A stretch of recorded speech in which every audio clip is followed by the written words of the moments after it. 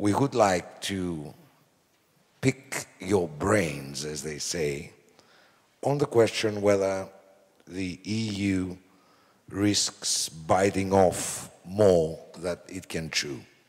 The floor is yours.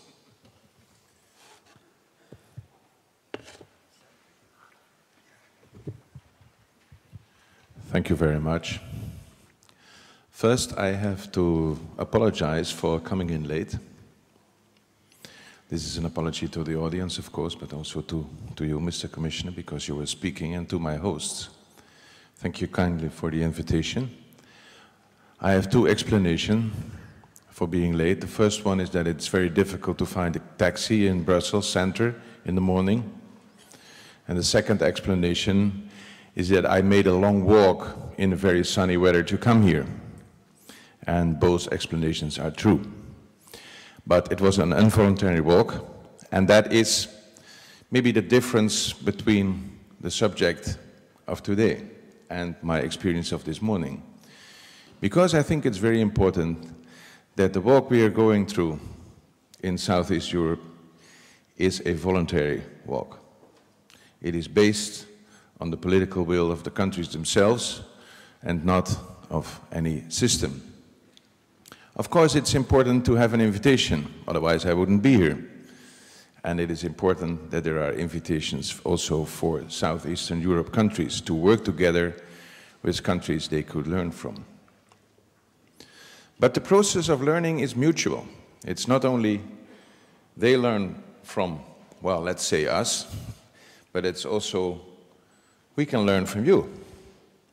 I'm very much interested in how you do with your criminality, but, well, I'm not entering into that. In OECD, we have 30 member states, and we have the enlargement process with Chile, Estonia, Slovenia, Israel, and Russia. This is the enlargement process, and we also have enhanced engagement with the emerging economies in the world: China, India, South Africa, Brazil, and Indonesia.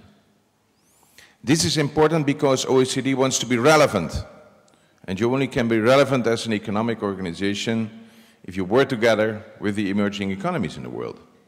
This was a decision made last year. Now, when it comes to Southeastern Europe, we have an important and impactful but less visible track record.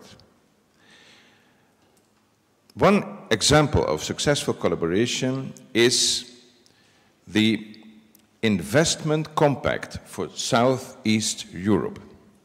And the Investment Compact is providing evidence, providing assistance in policy making to attract foreign investment. We work together with these countries. And then you can ask the question, is there any result?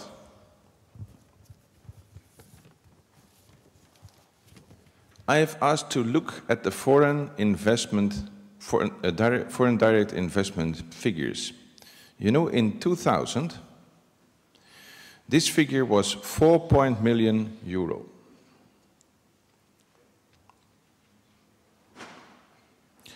In 2006, it went up to 22.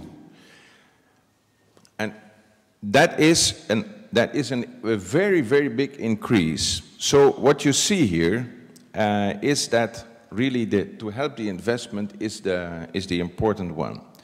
And what I think, when we see the European Union and we see the OECD, that working together with these countries is in itself even more important than the fact, the milestone of membership.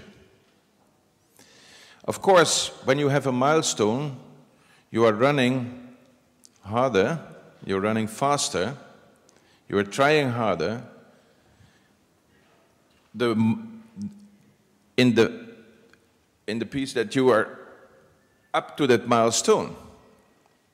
But the milestone in itself is only a moment in a process of working together. And I think that this is the most important message. We have to work together. We can work together, we can learn from each other, and we can do that in, well, the Investment Compact, Out of that came the Southeast Europe Investment Committee, owned by the countries themselves, and OECD will continue to work together, like in the Investment Reform Index in 2009. So we will continue to provide that. And that, dear audience, is the main message. We will work together. Of course, there will be a milestone, a moment for membership for the European Union, maybe for OECD.